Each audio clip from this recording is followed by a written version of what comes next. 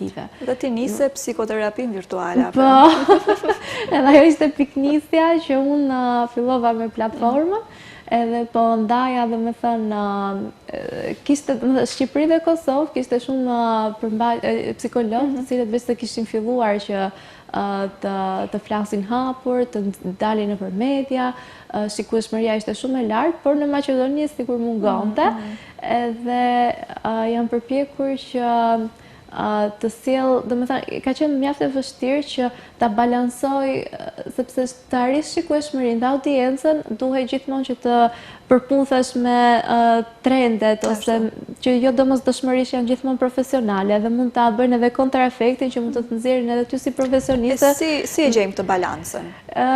Ishte një sfidë në vete, duke përpjekur që ta bëj sa më të shkurt informacionin, që të arri përsëri të përçohet dhe transmetohet mesazhi, por në një mënyrë argëtuese që të arrijë të gjitha llojet e audiencave që janë në rrjetet sociale.